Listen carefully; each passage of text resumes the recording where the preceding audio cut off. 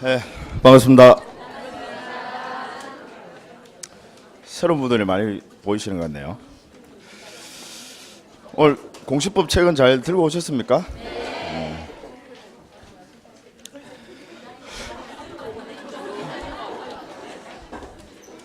복습은 좀 하셨어요?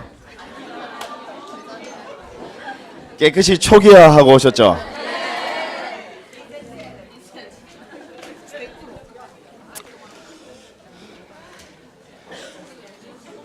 자, 먼저 이달 이제 수업 계획을 잠깐 말씀을 드리도록 하겠습니다. 우리 이제 수업은 이 공시법이 공간정보법과 이제 등기법으로 이루어져 있는데요. 각각 이제 문항수는 12문항씩 출제가 됩니다. 12문항씩 출제가 되는데 이제 시작은 등기법부터 먼저 시작을 할 거예요. 역시 이제 등기법부터 먼저 시작을 하고 나중에 이제 공간정보법을 할 텐데 비중은 이제 등기법을 한 4회 정도, 4회 정도 하고, 그 다음에 이제 공간정보법을 한 2회 해서 공간정보법을 이제 할 겁니다. 이 공간정보법은 내용이 이제 토지의 표시를 공시하는 걸 그 내용으로 해요. 토지의 표시. 그래서 토지의 표시라고 하면 우리가 이제 소재, 지번, 지목, 면적, 경계 또는 이제 좌표를 토지의 표시라고 하는데 그걸 공시하는 게 이제 공간정보법이고, 등기법은 이제 권리관계를 공시하는 거예요. 부동산의 권리관계. 그래서 거기서 부동산이라고 하면 이제 토지와 건물을 전부 다 포함하는 겁니다. 그래서 그걸 공시하는 걸 이제 부동산 등기법이 그 내용으로 하는데, 그럼 이제 공시가 어떤 의미가 있느냐? 이제 부동산 등기법에서 우리가 이 부동산의 권리관계를 공시하는 것과 공시하지 않는 것과 어떤 차이점이 있는지 일단 그거부터 먼저 설명을 좀 드리도록 하겠습니다. 마음의 준비는 돼 계십니까? 보통 이제 첫 시간 하면 이제 처음에는 이제 밝은 표정으로 웃으세요. 이제 수업 들어가면 이제 얼굴이 막 찌그러들기 시작합니다. 막 일그러드는 거죠. 그러다 이제 좀 있으면 이제 과묵해집니다. 조용해져요. 아마 지금 이제 약간 이제 뭔가 들떠 있고 그죠. 조금 이제 시끄럽죠. 이제 조금 있으면 잠잠해질 겁니다.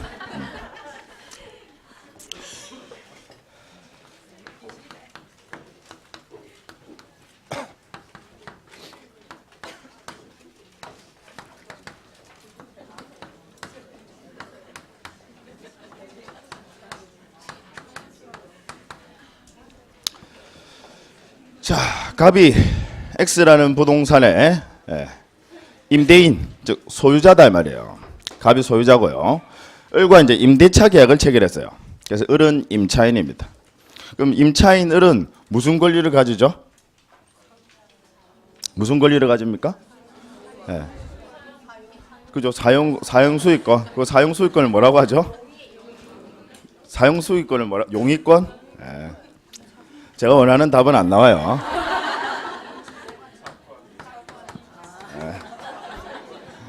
그죠? 임차권 알고 계시죠, 여러분? 임차권은 채권입니까? 물권입니까? 채권이에요, 그죠? 자, 물권은 우리 민법에 따르면 물권 법정주의에서 민법 185조에 물권은 법률로서 규정한 것 이외에 임의로 창설하지 못한다라는 거예요. 그걸 물권 법정주의라고 그럽니다. 그러면 자, 민법에서 물권으로 정하지 않았으면요, 전부 다 채권입니다.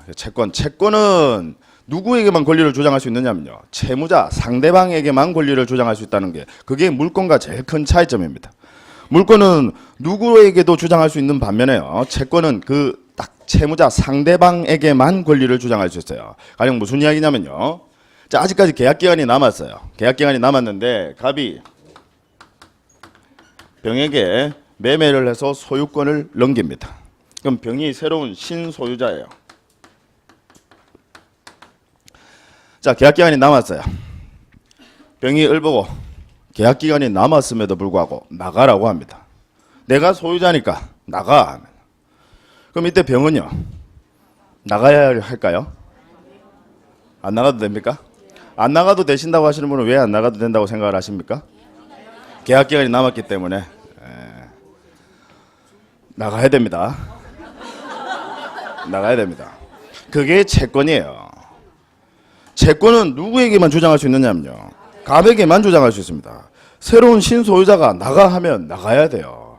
그래서 우리 민법에서 보시면 이제 법학에 이런 말이 나와요. 매매는 임대차를 깨트린다. 혹시 그런 표현 보신 적 있습니까? 예, 그게 이제 이거예요. 새로운 신소유자가 나타나서요. 나가 하면 나가야 되는 거예요. 왜냐? 나의 임차권은 누구에게만 주장할 수 있습니까? 갑에게만 주장할 수 있어요. 병에게는 주장할 수가 없습니다. 그래서 새로운 신소유자가 나가 하면 나가야 돼요. 그래서 나온 법이 있잖아요. 그래서 여러분 이제 최초에 이거 주거생활 안정에 너무 이 불안하다라는 거예요. 그래서 이제 1980년에 이제 우리 새로 아시죠? 그 29만 원밖에 없으신 그 대통령. 저보다 재산이 없으신 그 대통령. 이제 주택임대차 보호법을 만들었어요. 안 나갈 수 있는 방법을 한번 고려해봐라, 한번 고민해봐라. 이제 학자들한테 이제 시킵니다. 그래서 이제 학자들이 연구를 해요. 연구를 해서 이제 뭘 하냐면, 자, 이제 제일 확실한 방법은 일단 이 당시에도 여러분 등기라는 걸 할 수 있었어요. 임차권도 등기가 가능합니다. 그래서 등기하면 제일 확실해요. 자, 등기가 그런 의미가 있다라는 거예요. 권리 관계를 임차권도요. 등기하게 되면 어떻게 되느냐? 대항력이 생겨버려요. 누구에게도 대항력이란 말은 누구에게도 그 권리를 주장할 수 있게 된다 이 말입니다. 등기를 하게 되면요. 부동산의 권리 관계를 공시를 하게 되면 공시라는 건 누구나 볼 수 있게끔 한다라는 거예요. 그래서 누구나 볼 수 있게끔 공시하게 되면 이 임차권이 대항력이 생겨요. 즉 무슨 이야기냐면요. 물권화돼 버립니다. 물권이 된다라는 의미는 아닙니다. 물권화돼 버린다라는 거예요. 이 임차권을 등기하게 되면. 그래서 제일 좋은 방법, 만약에 임차권을요 등기를 했어요. 그러면요 갑이 나가, 저 병이, 새로운 신소유자 병이 야 나가 합니다. 나가야 됩니까? 이때는 안 나가도 돼요. 이게 등기의 효력입니다, 여러분. 등기를 하게 되면 나의 권리관계를 공시하게 되면요 누구에게도 그 권리를 주장할 수 있게 되는 대항력이라는 게 생긴다고요. 그것 때문에 등기가 상당히 의미가 있는 겁니다. 그래서 우리 부동산에 관한 일단 기본적인 물건들은요 전부 다 등기합니다. 물건들은 기본적으로 전부 다 등기해요. 왜냐? 대항력, 물건은 대항력 대세효가 있거든요. 누구에게도 나의 권리를 주장할 수 있거든요. 물건은. 그래서 물건하면 반드시 따라오는 제도가 부동산에 있어서는 등기제도입니다. 등기. 동사는요 점유입니다. 그죠? 점유가 역시 공시 방법이 된다라는 거예요. 그래서 동사는 점유, 이제 부동산은 등기입니다. 다만 이제 부동산 중에서도 부동산에 관한 권리지만 등기하지 않는 권리가 있죠. 민법에서 배우셨습니까? 뭐가 있죠? 아니 부동산에 관한 이제 제가 물어보시면 다른 말씀을 하시는데 부동산에 관한 권리인데도 등기하지 않는 권리가 있어요. 대표적 예가 유치권입니다. 유치권은 여러분 등기합니까 안 합니까? 안 해요. 유치권 등기하지 않습니다. 민법에서 배우시죠? 유치권은 등기하지 않습니다. 부동산에 관한 유치권, 동산에 관한 유치권은 물론 등기하지 않고요. 부동산에 관한 유치권은 등기하지 않습니다. 이유가 뭐냐면요. 우리 등기도 등기사항 법정주의입니다. 등기법에서 등기한다라고, 등기법 또는 기타 법률에서 등기한다라고 정해놓은 것만 등기합니다. 그래서 유치권은 법에서 안 정해놨어요. 등기하라고 안 정해놨습니다. 그래서 유치권은 등기하지 않습니다. 부동산에 관한 대표적 그 예입니다. 이거죠. 유치권 등기하지 않아요. 대부분의 부동산들은 전부 다 등기합니다. 물건들은 등기한다. 왜냐? 등기를 해야 대항력, 대세효가 있다라는 겁니다. 그러면 유치권은요. 등기하지 않았는데 대항력이 있습니까? 대항력이 있죠. 왜 있습니까? 점유를 합니다. 그래서 유치권은 점유를 상실하면 유치권이 소멸하는 유치권 소멸사유입니다. 무슨 얘기인지 아시겠습니까, 여러분? 네.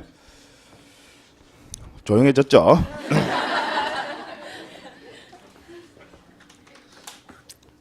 좀 더 지나면 이제 완전 초상집 분위기가 돼버립니다. 자, 그래서 이제 등기를 하게 되면 이런 새로운 신소유자가 나타나서 나가라고 해도 안 나가도 된다. 대항력이 생기고 그 채권이 물권화돼 버린다라는 겁니다.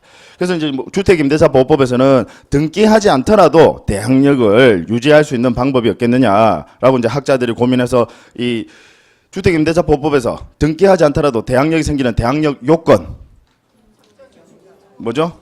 우리 주임법에서는요. 그죠? 주민등록과 인도라는 게 점유의 이전을 말하는 겁니다. 그래서 점유. 이 두 가지 하면요. 등기하지 않더라도 대항력 주겠다라는 겁니다. 왜냐하면 등기는요. 비용이 들어가니까 의리 안 하려고 해요. 의리 안 하려고. 심지어 여러분 내 부동산에 등기되면 귀찮거든요. 싫거든요. 값도 안 하려고 합니다. 심지어는 을도 안 하려고 합니다. 비용 들어가니까요. 그래서 등기자라는 제도는 그 전부터 있었는데 사실상 안 했어요.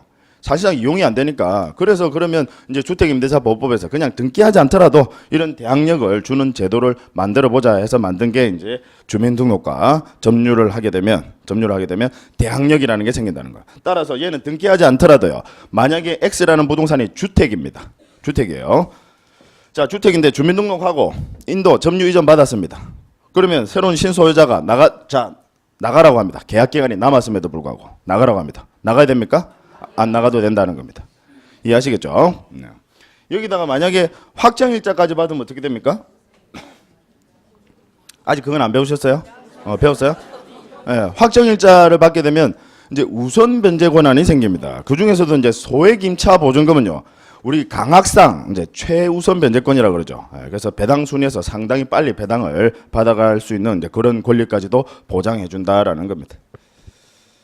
자. 됐고요. 자, 이제 여러분 민사 사례를 통해 가지고요. 우리 부동산 등기법 전반을 같이 한번 개관해 보도록 하겠습니다.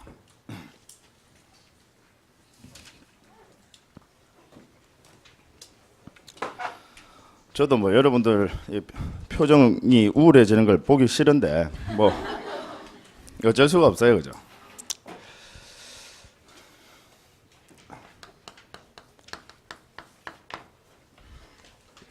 그래서 제가 이제 수업을 하다 보니까 이런 뭐 사례 같은 거 하는 게 나중 되니까 이 사례를 오히려 어려워도 이걸 더 좋아하시더라고요. 사례를 뭐 같이 이제 설명을 하고 하면 여러분들이 막 표정이 심각해지긴 하지만 이제 더 재밌어 하시고 그래 하시던데, 오히려 쉬운 내용들 나오면 뭐 그런 것들을 더 뭐 외울 것도 많다 뭐 이런 말씀하시면서 이제 좀 귀찮아하고 그렇게 하시던데. 자, 첫 번째 이제 사례를 보도록 하겠습니다.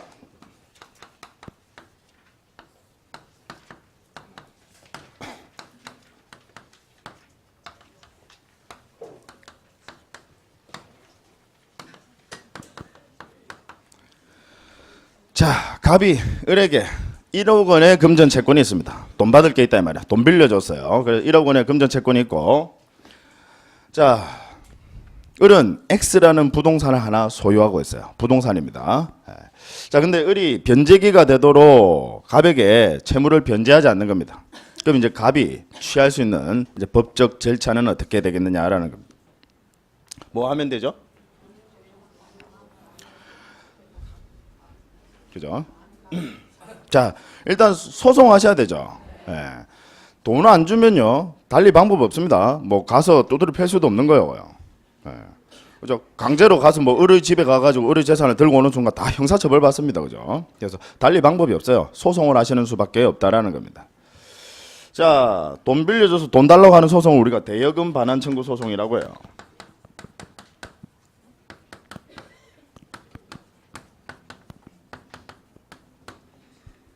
대여금 반환 청구 소송에 당연히 이제 원고는 갑이 될 거고요. 이제 피고는 이제 을이 됩니다.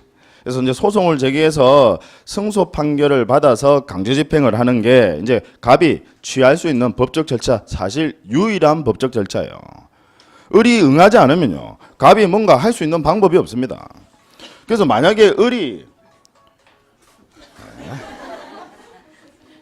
당황하지 마시고 당황하시면 더 안 꺼지더라고요.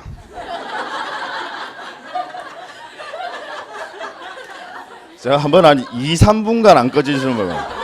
당황하니까 안 꺼져. 결국은 배터리를 분리시키듯어요.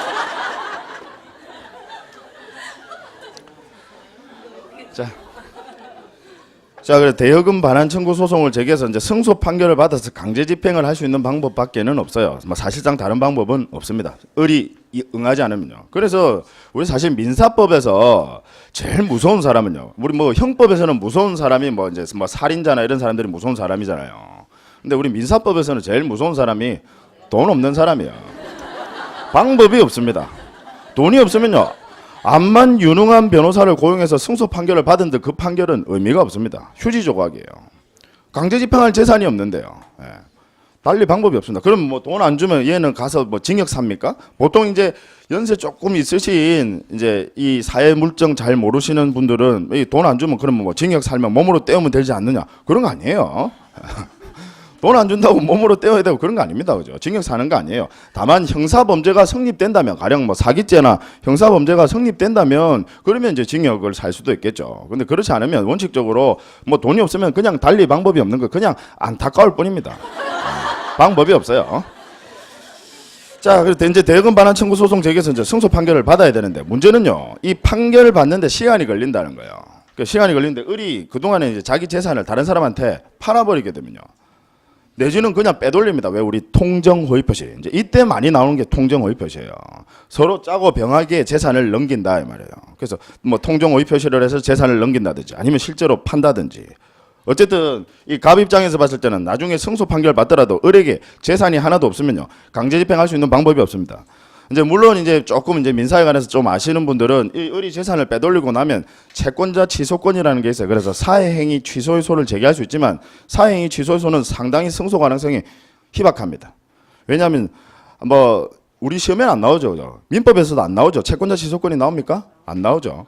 나와요? 아, 나오긴 나옵니까? 네.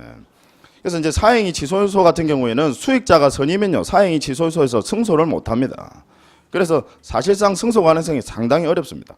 결국 거의 불가능하다 봐야 돼요. 그러면 이제 갑 입장에서 봤을 때는 소송 제기하기 전에 을이 이 처분을, 을의 X라는 부동산의 처분을 제한할 필요가 있다는 거야. 처분을 못하도록 제한할 필요가 있다는 겁니다. 그걸 뭐라고 하느냐면요, 가압류라고 합니다. 갑이 가지고 있는 채권이 금전 채권이죠. 돈 달라고 하는 채권입니다. 그래서 금전 채권에 기초해서 상대방의 재산을 임시로 붙잡아 놓는 거예요. 여기서 말하는 가라는 건 임시라는 의미입니다. 그래서 임시로 붙잡아 놓는 것을 가압류라고 합니다. 그래서 갑은요, 가압류 신청을 합니다. 가압류 신청을. 가압류 신청 어디 가서 합니까? 법원가 등기소 가시면 안 돼요. 뭐 등기법이라고 다 등기소 가는 거 아닙니다. 등기 공무원 깜짝 놀랍니다. 가압류 신청하러 왔습니다, 그러면. 자, 법원 가셔서 이제 가압류 신청을 하면요, 이제 법원에서 가압류 결정을 내립니다. 이 가압류 결정은요, 우리 민사집행법에서 우리 뭐 시험 범위에 들어가는 내용은 아닙니다. 직접적으로 들어가는 내용은 아니에요. 이제 다만 가압류가 등기가 되기 때문에 우리가 어느 정도 아실 필요가 있는 내용이다라는 거고요. 이 민사집행법에서 가압류, 가처분은 보전처분이라고 해서 밀행성과 신속성의 원칙에 의해서 처리를 합니다. 밀행성이란 말은 몰래 한다라는 거예요. 누구 몰래 하느냐면요, 을 몰래 해버립니다. 을 몰래. 그 다음에 신속성, 빨리 해버립니다. 빨리. 그래서 판결 절차로 가지 않고요, 결정 절차입니다. 훨씬 더 신속한 법원의 재판 절차예요. 그래서 빨리 결정을 내려버립니다, 법원에서. 그래서 법원에서 결정을 내리면 이 가압류가 결정됐다라는 사실 공시할 필요 있습니까, 없습니까? 없어요? 있어요, 여러분.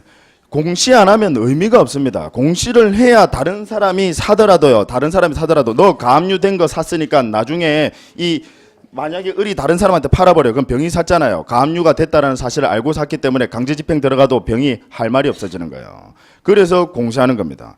가압류가 됐다는 사실은 반드시 공시하셔야 돼요. 그러면 부동산에 있어서 제일 좋은 공시 방법은 뭐냐면요, 등기입니다. 그래서 법원에서 가압류 결정을 내리면요, 법원이 결정을 내리면요, 이 가압류를 등기하라고 등기관에게 촉탁을 합니다. 그래서 가압류 등기는요,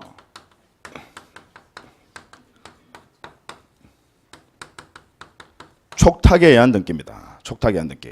자, 시험에 이제 가끔씩 뭐라고 출제가 되느냐면요, 비교적 자주 출제됩니다. 가압류 결정문을 받은 갑은, 가압류 결정문 갑은 받거든요. 나중에 을에게도 줍니다. 물론 나중에 다 가압류가 집행되고 나면 나중에 줘요, 을에게는.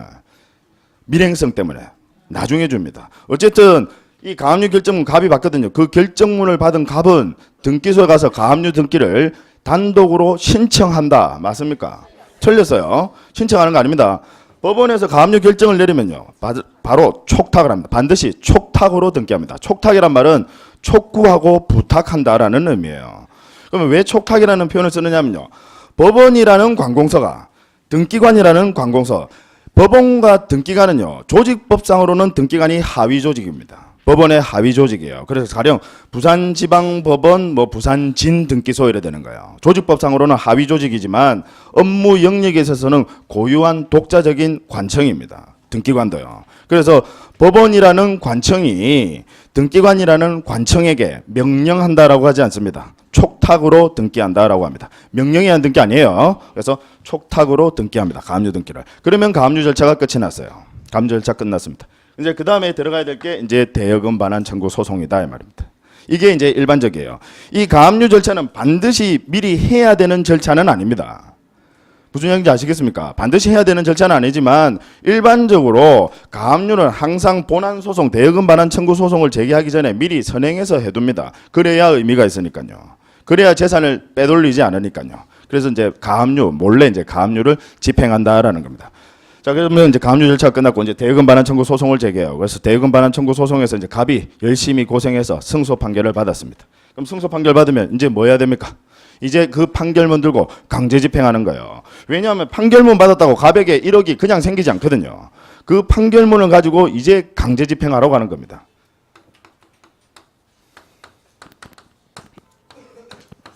자, 강제 집행의 절차는 어떻게 되느냐면요.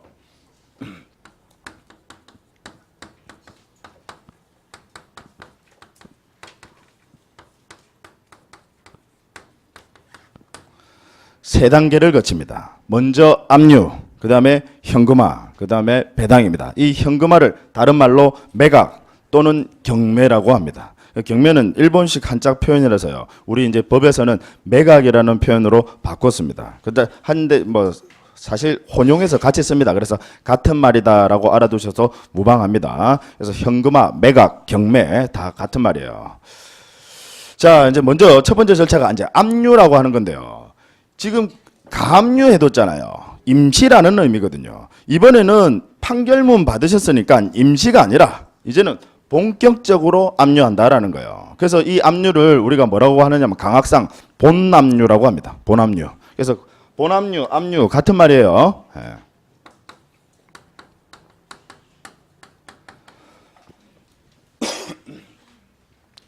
자, 그러면 이제 압류 절차는 어떻게 되느냐면요. 갑 판결문 받았죠. 갑은 판결문 받았잖아요. 승소 판결문 받았어요. 그 판결문 가지고 이제 압류 절차를 들어가야 되는데 압류 절차는 제일 처음 가압류 절차랑 비슷해요. 용어만 차이가 날 뿐입니다. 자,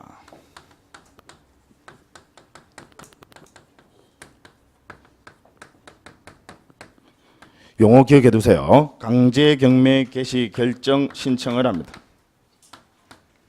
법원에 가셔서요. 강제 경매 개시 결정 신청입니다.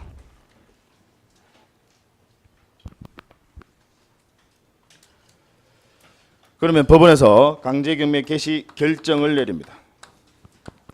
역시 채무자를 부르지 않습니다. 채무자를 부르지 않고 강제경매 개시 결정을 신속하게 강제경매 개시 결정을 내려줍니다.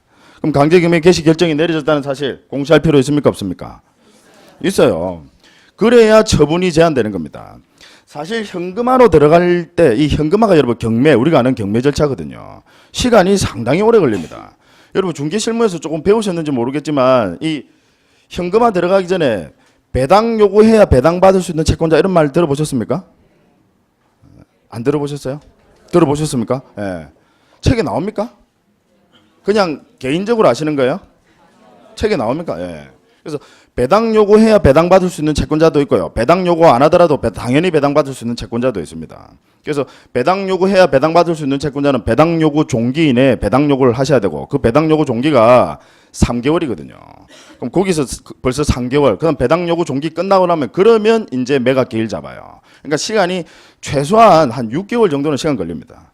그것도 여러 번 유찰이 되면요. 막 1년씩 시간이 걸리게 된다고. 그러니까 시간이 엄청 오래 걸리니까 이제 본격적으로 붙잡아 놓고 현금화로 들어갈 필요가 있다는 거예요. 그래서 그 절차를 우리가 압류라고 합니다. 이때는 임시로 하는 거니까 가압류. 이때는 판결문 받으셨으니까 이제 압류라고 하는 거예요. 그래서 본격적으로 붙잡아 놓고 이제 현금화 들어간다라는 겁니다. 자, 그래서 그 절차가 강제경매 개시 결정 신청 그러면 법원에서 강제경매 개시 결정 내리고요. 그럼 강제경매 개시 결정 내려졌다는 사실은 공시할 필요 있으니까요. 역시 등기한다 이 말이에요. 등기는 촉탁으로 합니다. 잘 기억해 두셔야 돼요. 여러분 촉탁으로 등기합니다. 신청으로 등기하는 거 아니고요. 그죠? 그럼 법원이 직권으로 촉탁한다. 맞습니까? 법원이 직권으로 촉탁한다. 표현 맞는 표현이에요? 맞는 표현입니다.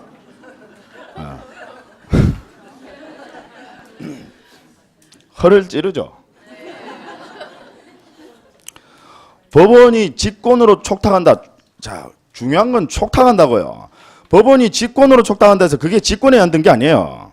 직권해야 등기는 누가 직권으로 한다는 겁니까? 등기관이 직권으로 한다 소리예요. 법원이 직권으로 촉탁한다. 그 의미는 무슨 말이냐면요. 자, 다시 촉탁해달라고 신청을 해야 법원이 촉탁해 주는 거 아니다. 그런 의미입니다. 법원이 결정 내리면 자기가 자기 직권으로 촉탁한다 이 말이에요. 그래서 그 표현은 여러분 맞는 표현입니다. 시험에 가끔씩 여러분 직권으로 촉탁한다 이런 표현이 나와요. 그러면 이제 우리는 어설프게 공부하신 분들은 이건 직권 등기야 도대체 촉탁 등기야 이제 이러면서 헷갈립니다. 그러면서 아이고 앞에 나오는 게 더 중요한 것 같아 하면서 이제 이건 직권에 의한 등기니까 X 틀렸다라고 하십니다. 아니에요 여러분. 직권으로 촉탁한다라고 하면 맞는 표현입니다. 뒤에 나오는 촉탁 그게 중요한 거예요. 직권으로 법원의 직권으로 촉탁한다라는 겁니다. 자, 촉탁해서 등기한다라는 겁니다. 그래서 강제경매 개시 결정이라고 이제 등기부에 딱 등기가 되는 거예요. 그러면 압류 절차가 끝이 난 겁니다. 요 세 가지가 딱 되면요. 압류 절차가 끝이 난 겁니다. 그러면 이제 무슨 절차로 들어가느냐면 이제 현금화 절차로 들어가는 거예요. 이 현금화가 이제 경매입니다. 그래서 이제 경매 매각 기일 날 그 부동산을 매수 신청하러 사람들이 쭉 와요. 그럼 그 중에서 이제 제일 높은 가격을 써낸 사람이 있을 거 아닙니까? 그 사람은 우리가 최고가 매수 신고인이라고 하죠.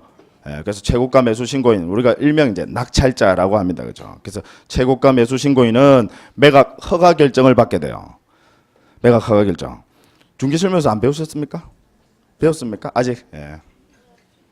그냥 들어두세요. 예, 그냥 들어두시면 돼요. 예. 그 부분은 너무 부담 안 가지셔도 돼요. 뭐 중개실무에서 그런 부분까지도 시험에 나오는 것 같지는 않더라고. 제가 이제 중개실무도 이제 시험 나온 것 쪽 보니까 뭐 그런 부분까지는 시험에 출제되지는 않더라고. 그냥 여러분 그냥 상식적으로 용어니까요. 예. 매각 허가 결정이라는 걸 최고가 매수 신고인은 매각 허가 결정, 매각 허가 받을 수 있는 자격이 있어야 허가 받을 수 있거든요. 그래서 매각 허가 결정을 받게 되면 이제 그때부터는 그 사람을 뭐라고 부르냐면요. 매수인이라고 부릅니다. 매수인. 그래서 그 매수인은 일정 기한 이내 매각 대금을 납부합니다. 그럼 매각 대금을 납부하면 이제 그 사람은 지위가 어떻게 바뀝니까? 소유권자로 바뀌는 거예요. 소유자로 바뀌는 겁니다. 대금만 납부하면요. 바로 소유권자가 됩니다. 등기하지 않더라도요. 대금만 납부하면. 그래서 그걸 우리가 말하는 이제 민법 187조의 법률의 규정에 의한 물권 변동이라고 합니다. 대금만 납부하면 바로 소유권자가 되는 거예요. 그럼 이제 그 대금 납부한 대금이 있을 거 아닙니까? 그 대금을 가지고 뭘 하느냐면 배당 절차로 들어가는 거예요. 배당이란 말은 이제 채권자들에게 돈을 나눠준다, 분배해준다라는 의미입니다. 이 분배는 이제 법원에서 분배를 해줍니다. 이제 이 분배를 할 때는 채권의 우열 관계에 따라서 분배를 해줍니다. 그래서 제일 먼저 1순위로 배당받아가는 사람이 이 강제 집행을 실시한 그 채권자 있죠. 그럼 강제 집행하는데 비용 들어갔을 거 아닙니까? 그걸 집행 비용이라고 하고 그 집행 비용은 1순위로 배당받아갑니다. 그 다음에 이제 2순위로 배당받아가는 사람이 우리 민법 이제 367조에 저당물의 제3 취득자의 비용 상환 청구권이라는 게 있어요. 민법에서 혹시 그런 거 보신 적 있습니까? 저당물의 제3 취득자의 비용 상환 청구권이라는 게 있어요. 별로 중요한 내용은 아닙니다. 어쨌든 그게 2순위로 배당받아가고 이제 3순위가 여러분들 아시는 이제 소액임차 보증금 있죠. 소액임차 보증금, 그 다음에 3개월치 임금, 3년치 퇴직금 이런 것들을 이제 3순위로 배당받아가고 이제 4순위가 당해세, 비당해세라고 들어보셨습니까? 그래서 당해세가 이제 4순위로 이제 배당을 받아가고 그 다음에 이제 담보물권자 있으면 담보물권자 배당받아가고요. 얘는 아직도 차례가 아닙니다. 아직도 차례가 아니에요. 그 다음에 공과금 채권 있죠. 여러분 아시는 이제 4대 보험. 그 공과금 채권 그 다음 배당순이에요. 그게 또 다 받아갑니다. 그래서 그래도 남는 게 있어요. 그러면 갑이 이제 가져가는 거예요. 그러니까 이제 사실상 배당받아갈 가능성은 상당히 희박하다라는 겁니다. 어쨌든 이제 이런 배당 절차를 통해서 이제 결국 채권 만족을 얻게 된다는 거고, 만약에 갑이 돈 다 못 받았어요. 배당 못 받았으면 이제 을의 다른 재산에 대해서도 강제 집행할 수 있습니다. 그래서 다른 재산을 이제 찾아야죠. 갑이 열심히 노력해서. 그래서 이제 뭐 우리 민사집행법에 보시면 이제 재산 명시 절차, 뭐 재산 조회 절차, 채무 불이행자 명부 등재 절차, 뭐 이런 그런 이제 간접적으로 직간접적으로 이제 압박하는 그런 절차들이 있습니다. 이제 그건 중요한 게 아니고 그건 시험에 나오는 거 아니에요. 여기서 이제 우리가 꼭 기억해 두셔야 될 거, 그죠? 가압류 등기 촉탁으로 한다는 거, 그죠? 그 다음에 강제경매 개시 결정, 이런 거 잘 봐두세요. 용어 강제경매 개시 결정입니다. 역시 촉탁으로 등기한다라는 거.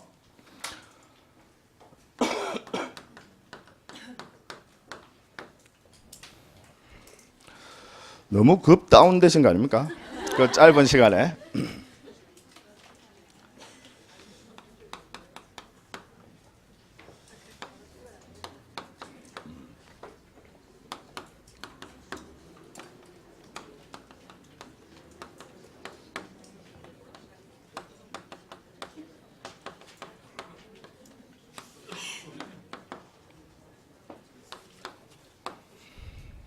자, 이제 1번 사례랑 좀 비교를 하셔야 되는데, 2번 사례는 차이점이 뭐냐면요. 돈을 빌려주면서 저당권을 설정받았다라는 거예요.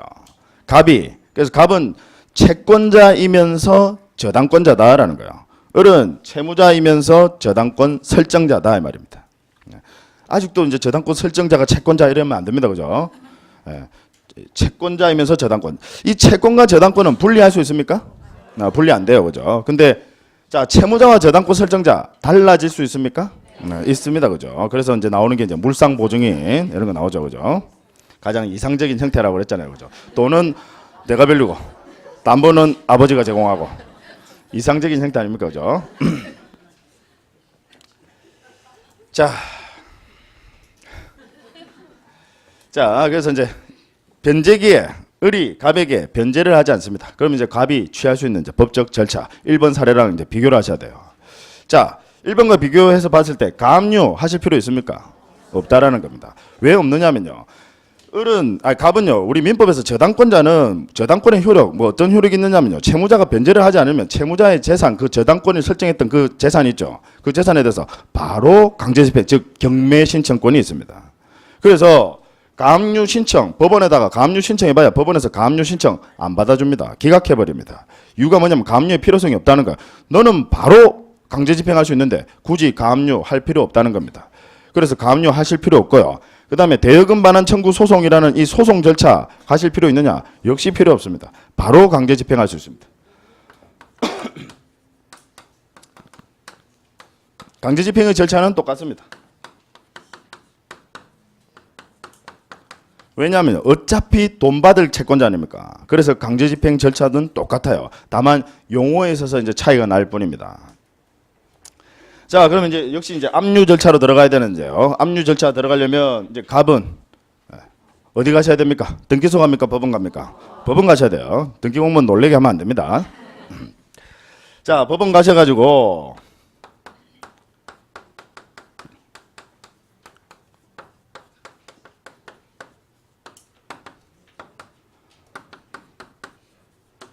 임의경매 개시결정 신청을 합니다. 앞에는 뭐였습니까? 강제경매 개시결정. 이번에는 임의경매 개시결정 신청을 합니다. 임의경매 개시결정 신청을 하면 법원에서 역시 결정을 내립니다. 법원에서 결정을 내리면요. 이 X라는 부동산에 임의경매 개시결정이 내려졌다는 사실 공시할 필요 있겠죠. 예, 당연히 공시할 필요 있습니다. 그래서 부동산에 있어서 제일 좋은 공시 방법은 역시 등기다. 이 등기는요. 법원에서 결정을 내리면 항상 등기는 촉탁합니다. 촉탁. 그러면 압류 절차가 끝난 겁니다. 이게 압류 절차예요. 자, 그 다음에 이제 현금화 절차, 이제 배당 절차인데요. 현금화 절차, 배당 절차는 똑같습니다. 사례 1번이랑. 그러니까 사례 1번과 사례 2번의 차이점은 뭐냐면요. 가압류, 대여금 반환 청구 소송 할 필요 없이 바로 강제 집행 들어가면 된다는 거고, 이제 압류에 있어서 용어의 차이가 임의경매 개시결정이라는 이 용어가 달라진다는 거. 그 차이만 잘 아시면 됩니다. 등기 방식도 촉탁으로 등기하고요. 이제 부동산 등기부에 뭐라고 기재되느냐면 임의경매 개시결정. 그게 등기가 되는 거예요. 앞에 1번은요. 강제경매 개시결정이라고 등기가 되고요. 이해하시겠죠? 자, 뭐 현금화나 배당의 절차는 똑같습니다. 그래서 이 X라는 부동산을 경매에 붙여가지고요, 매각에 붙여서 매각 기일날 제일 높은 가격을 써낸 사람, 그죠? 최고가 매수 신고인이라고 하죠. 그럼 그 사람이 이제 매각 허가 결정을 받게 돼요. 그러면 이제 그 사람을 매수인이라고 하고, 그 사람이 대금을 낼 거 아닙니까? 일정 기한 이내에 대금을 납부하면 그 사람은 바로 소유권자가 되고, 그 대금 가지고 배당 절차 들어가는데, 이때 갑은요 저당권자니까 우선 변제권을 가지고 있죠. 그래서 물론 이제 자기 당해세 다 받고 나면요. 아까 1, 2, 3순위 있죠. 그거 받고 당해세 받고 나면 이제 얘가 배당을 받아가는데, 다만 이 배당을 받아갈 때도 다른 조세 채권자 비당해세 있죠. 당해세는 당연히 먼저 받아가고요. 이 비당해세하고는 또 법정 기일 여부 가지고 또 따져야 됩니다. 무슨 얘기인지 아시겠습니까? 그건 등기법에서 중요한 거 아니에요. 우리 등기법에서는 이 등기 등기 이게 중요한 거고.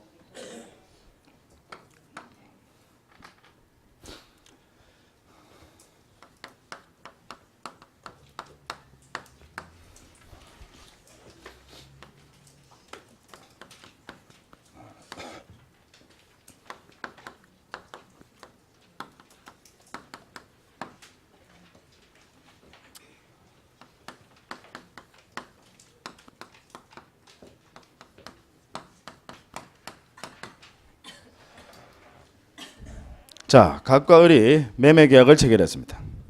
갑은 매수인이고요. 을은 매도인입니다. 더우십니까?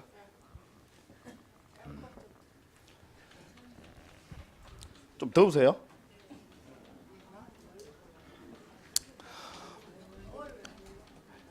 머리 쓰고 하면 덥죠? 안 더우신 분들은 지금 머리를 전혀 안 쓰고 계신 거 아닙니까?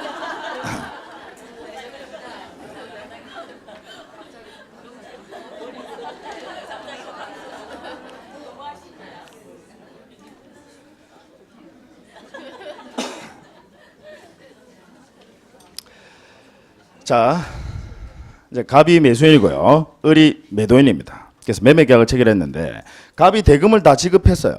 근데 을이 소유권 이전 등기를 안 넘겨주는 겁니다. 대금을 지급했는데 소유권 이전 등기를 안 넘겨주는 거예요. 자, 그러면 이제 갑이 취할 수 있는 법적 절차는 어떻게 되겠느냐라는 겁니다. 어떻게 하면 되죠? 네. 이제 우리 이제 민법을 통해서 여러분 배우셨잖아요. 일단 갑 입장에서 봤을 때는 두 가지 방법이 있습니다. 둘 중에 하나를 선택하는 거예요. 뭐냐면요. 야, 나는 이 계약 그냥 해제해버리고 그냥 을에게 손해배상만 받고 말래. 이렇게 선택하실 수도 있습니다. 즉 X라는 부동산에 대해서 특별히 관심이 없다 이 말입니다.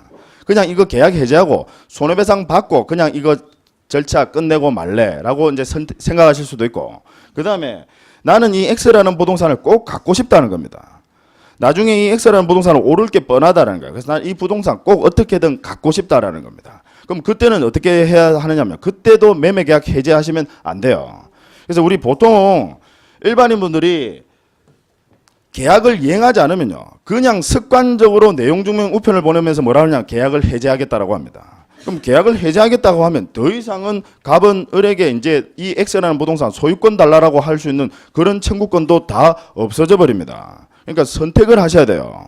그래서 나는 갑은 꼭 이 X라는 부동산 갖고 싶다고 하시면 그때는 어떻게 해야 되느냐면 계약을 해제한다는 의사표시를 하면 되는 게 아니라요, 그냥 이행을 독촉, 우리가 독촉하는 것을 뭐라고 하냐면 최고라고 합니다. 그래서 이행을 최고하셔야 되지 계약을 해제하시면 안 돼요.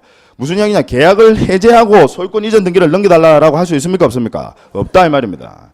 계약의 해제는 단독행위죠.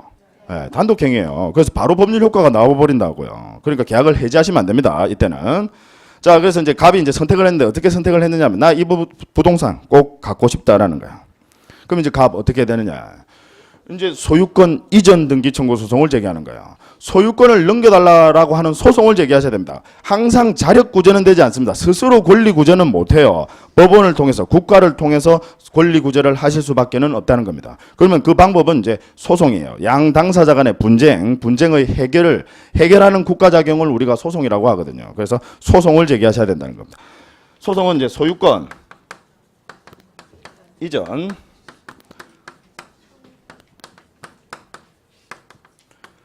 이전 등기 청구 소송입니다. 소유권 이전 등기 청구 소송을 제기하는 겁니다. 자, 소유권 이전 등기 청구 소송 역시 시간 오래 걸려요. 시간 오래 걸리니까 을이 다른 사람한테, 가령 병한테 소송 중에 팔아버렸어요. 매매해서 팔았습니다. 얘가 소유권 이전까지 마쳤습니다. 소유권 이전까지 다 마쳤어요. 이전 등기까지 다 마쳤어요. 그럼요, 갑은 을을 상대로 열심히 고생해서 지금 판결 받고 있는 중이잖아요. 나중에 승소 판결 받았어요. 승소 판결 받더라도 자기 앞으로 소유권 이전 등기 할 수 있습니까 없습니까? 없어요. 판결 받더라도 할 수 없습니다. 이유가 뭐냐면요, 갑이 을에 대해서 가지고 있는 채권은 무슨 권리를 가지고 있습니까? 갑은 갑이 매매계약 체결하고, 여러분 매수인입니다. 매수인은 무슨 권리를 가지고 있죠? 매도인에게?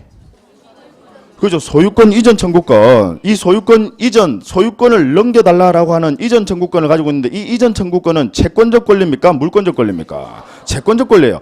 얘는 아직까지 물권을 취득하지 않았습니다. 채권적 권리입니다. 매매 계약에 따른 권리, 즉 채권적 권리를 가지고 있으니까 이 채권적 권리는 상대방, 즉 얘랑 계약을 체결한 을에게만 주장할 수 있습니다. 다른 사람한테 주장할 수 있습니까? 없습니까? 없다라는 거예요. 그게 이제 채권과 물권의 차이점입니다. 채권은 얘는 갑은 을에게만 주장할 수 있습니다. 따라서 병에게 넘어가는 순간 얘는 더 이상 이 판결 자체는 의미가 없어져 버립니다. 승소 판결 받은들 그 판결은 아무 의미가 없어져 버려요.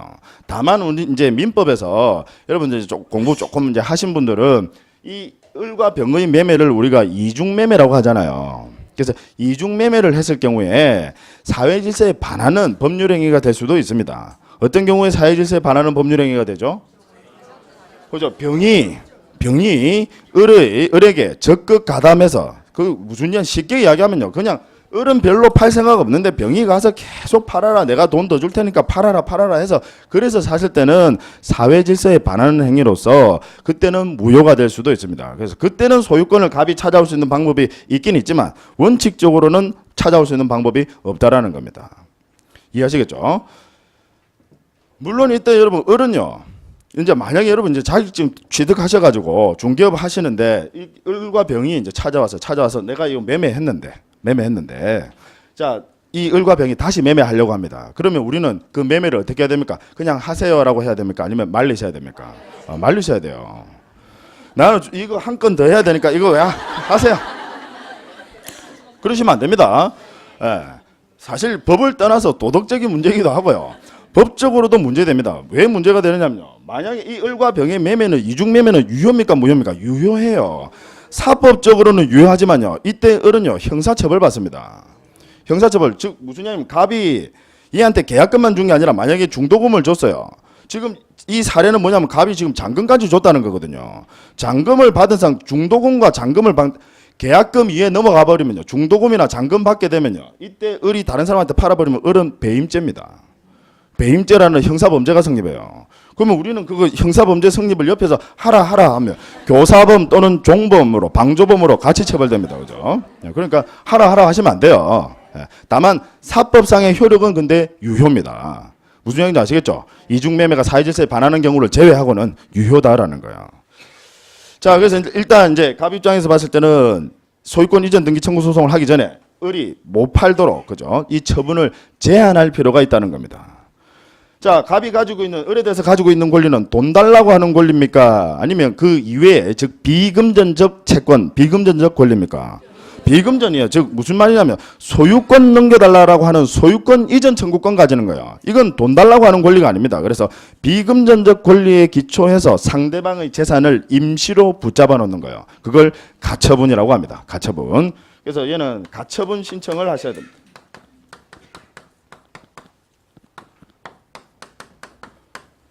절차는 똑같습니다.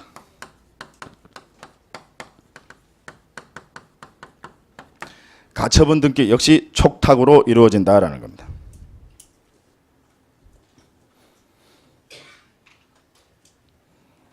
그 다음에 이제 소유권 이전 등기 청구 소송 하는 게 이게 일반적입니다. 역시 가처분 절차도 반드시 의무적으로 해야 되는 절차는 아닙니다. 근데 일반적으로 붙잡아 놓지 않고 소송을 해서 얘가 다른 사람한테 팔아버리거나 아니면요 이 을의 X라는 부동산에 강제 집행 들어올 수도 있어요. 그럼 그걸 대비해서 항상 갑은 미리 임시로 붙잡아 놓을 필요가 있다는 겁니다. 강제 집행 들어와도 마찬가지로 갑은 승소 판결 받더라도 이제 그 판결은 무의미해집니다. 근데 가처분을 해두면 이야기는 달라져요. 그래서 항상 임시로 붙잡아 놓는 절차를 사실상 먼저 선행하는 게 원칙이다라는 겁니다. 법에서 의무적으로 강요하고 있지는 않습니다. 안 하셔도 돼요. 나는 굳이 귀찮아서 안 할 거다 하셔도 됩니다. 나중에 이제 고생하시겠죠. 자, 그래서 이제 소유권 이전 등기 청구 소송을 제기해서 이제 승소 판결을 받습니다. 승소 판결 받으면 이제 뭐 하러 가야 됩니까? 1번 사례랑 비교하셔야 돼요. 1, 2번 사례랑 비교하셔야 돼요. 이거 돈 받을 거 아니잖아요. 돈 받을 거 아니니까 이제 여기는 별도로 현금화시키는 이런 강제 집행 절차가 있느냐? 없다라는 거예요. 그러면 이제 얘는 판결문 들고 소유권 이전 등기 청구 소송하면 판결문 주거든요. 요 판결문 주면 그 판결문은 누구에게 주느냐면 갑에게도 주고 은에게도 줍니다. 원고 피고한테 다 줘요. 갑이 원고잖아요. 예, 피고한테도 줍니다. 그러면 이 판결문을 받은 가령 을이 마음이 급해요. 성질이 급합니다. 그럼 그 판결문 받고 을이 자기가 판결문 가지고 등기 신청하러 갈 수 있겠습니까? 그건 안 돼요. 을은 패소한 사람입니다. 그죠? 이 소송에서 승소한 사람 누굽니까? 갑이에요. 그래서 항상 승소한 사람이 판결문 들고 등기 신청하러 가는 겁니다. 패소한 사람은 성질 급해도 가시면 등기 안 받아줍니다. 자, 그래서 갑은 이제 판결문 들고 판결 받으셨을 때는 법원에서 촉탁으로 등기 안 해줍니다. 가서 판결문 가지고 반드시 등기소 가서 등기 신청하러 가셔야 됩니다. 자, 판결 받으시면 바로 소유권이 갑에게 바로 기속됩니까? 아니에요. 우리 민법 187조에서 말하는 그 판결, 법률의 규정에 의한 물권 변동에서 말하는 그 판결은 형성 판결만을 의미하죠. 지금처럼 이거는 이행 판결이거든요. 판결 주문이 어떻게 나오냐면요. 피고는 원고에게, 여기서 피고는 누굽니까? 을이에요. 그래서 피고는 원고, 갑에게, 원고에게 별지 목록 기재 부동산에 관하여 이 부동산의 표시를 별지 목록으로 기재해뒀어요. 그래서 별지 목록 표지 부동산 기재에 관하여 소유권 이전 등기 절차를 이행하라라고 이렇게 나옵니다. 판결문이 이행 판결이에요. 그 이행 판결은 판결 받았다고 바로 소유권이 갑에게 기속되느냐? 안 된단 말이에요. 그럼 판결 받으시면 항상 어떻게 해야 된다고요? 등기하러 가셔야 됩니다. 꼭 기억해 두셔야 돼요. 판결 받았다고 소유권이 바로 갑에게 기속되는 거 아닙니다. 그 판결문 들고 등기하러 가셔야 된다라는 겁니다.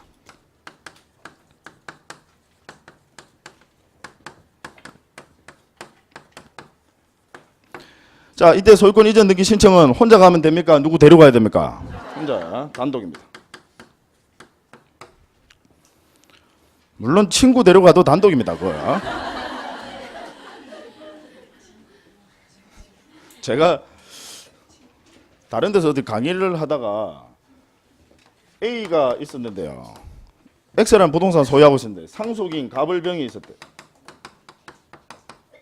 그럼 아버지가 돌아가시면요. 얘들은 이제 뭐 하러 가야 됩니까? 등기. X라는 부동산 소유하고 계셨다는 말이에요. 그러면 아버지가 사망하시면 갑을병이 등기하러 가야 되잖아요. 이때 A 데려갈 필요 있습니까? 없습니까? 없잖아요. 깨우시면 안 돼요. 사망하셨단 말이에요. 사망. 그럼 못 가잖아요. 누가 갑니까? 갑을병을. 그러면 이건 단독 신청입니까? 공동 신청입니까? 이제 여러분들도 헷갈리시는구나. 단독 신청이에요. 의무자 권리자가 없이 권리자만 간다. 이 말은 단독 신청이다 이 말이에요. 이거 보고 갑을병 3명이 가니까 공동 신청이다 라거든. 아닙니다 여러분. 예, 의무자 권리자가 가야 공동 신청이고 권리자만 가면 단독 신청이에요. 이해하시겠습니까? 이거 단독 신청이에요. 3명 간다고 명수가 중요한 거 아닙니다. 그래서 단독 신청. 자, 갑이 을에게 판결 받으시면 갑이 혼자서 소유권 이전 등기 신청하러 가시면 된다라는 거고. 자, 만약에 가처분이 돼 있는데 을이 병에게 매매를 했어요. 가능합니까? 가능하다는 거 시험에 잘 나옵니다 여러분. 가처분이 되어 있더라도 을은 병에게, 왜냐하면 가처분이 되어 있어도 소유권자는 누굽니까 여러분? 을이에요. 소유권자는 을이기 때문에 가처분이 되어 있어도 을은 다른 사람에게 얼마든지 처분할 수 있습니다. 다만 나중에 갑이 가처분 이후에 승소 판결을 받게 되면 이제 그때는 뒤집어집니다. 뒤집어지더라도 그건 변론으로 하고 가처분이 되어 있더라도 얼마든지 을은 병에게 팔 수 있다라는 거. 그거 꼭 알아두셔야 됩니다. 시험에 잘 나옵니다. 을은 병에게 처분할 수 있어요. 가처분 되어 있어도. 그래서 처분했습니다. 그러면 이제 그 절차가 이제 어떻게 되겠느냐는 거예요. 이제 갑은 을을 상대로 소송 제기해서 승소 판결 받았죠. 그 다음에 소유권 이전 등기 신청하러 가죠. 자기 앞으로 소유권 이전 등기 신청하러 가죠. 그럼 등기소 갔더니 소유권자가 누구로 되어 있습니까? 병으로 되어 있어요. 그러면 판결문은 누구를 상대로 받았습니까? 을을 상대로 받았잖아요. 그러면 병 등기 지워야지만 자기 앞으로, 갑 앞으로 소유권 이전 등기 할 수 있어요. 그죠? 왜냐하면 판결문을 을을 상대로 받았으니까 병은 지워야 돼요. 그럼 이 병 어떻게 지우느냐? 우리 법에서는 이거 어떻게 지우라고 하느냐면요. 갑이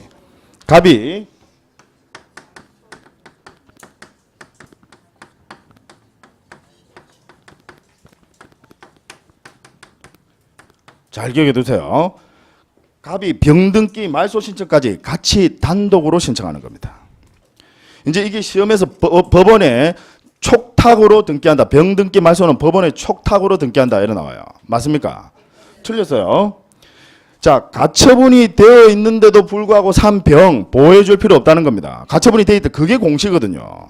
얘 보호해 줄 필요 없다는 거예요. 따라서 갑이 나중에 승소 판결 받게 되면요. 이 병을 지워야 자기 앞으로 등기할 수 있을 거 아닙니까? 그럼 이 병 등기를 어떻게 지우느냐? 그냥 갑이 병 등기 말소 신청을 단독으로 신청한다라는 거. 등기소 가서. 그러면 얘는 등기 뭐뭐 신청해야 됩니까? 자기 앞으로 소유권 이전 등기 신청해야 되고 갑은 그다음에 병등기 말소 신청까지 합니다. 이 둘 등기는요. 동시에 하셔야 됩니다. 동시에. 반드시 동시에 해야 된다. 맞습니까? 예, 이제 반드시 나오면 헷갈리잖아요. 예, 우리는 반드시 나오면 반드시 헷갈립니다. 예, 반드시 동시에 해야 된다. 맞습니다, 여러분. 반드시 동시에 하는 거야. 왜냐? 이게 지워져야 자기 앞으로 등기할 수 있습니다. 병등기가 판결문은 을을 상대로 판결 받으신 거니까요. 이 병등기를 지워야 자기 앞으로 등기할 수 있거든요. 그래서 반드시 동시에 신청하는 겁니다. 이거 신청하시고 자기 앞으로 소유권 이전 등기하고. 그러면 이제 갑이 원하는 목적 전부 다 달성했죠. 그렇지 않습니까? 병 지웠고, 그죠? 을에서 갑으로 넘어가는 소유권 이전 등기했고, 그러면 이제 갑은 자기가 원하는 모든 목적을 다 달성했어요. 그러면 이제 필요 없어진 등기가 있습니다. 이 가처분 등기죠. 가처분 등기. 가처분 등기는 이제 목적을 전부 다 달성했잖아요. 갑이 가처분했는데 가처분의 목적을 전부 다 달성했습니다. 이 필요 없어진 등기는 등기관이 직권으로 말소합니다. 직권 말소를 하면 등기관이 직권으로 누군가의 촉탁이 있거나 신청이 없더라도 그냥 등기관이 직권으로 말소한다라는 겁니다.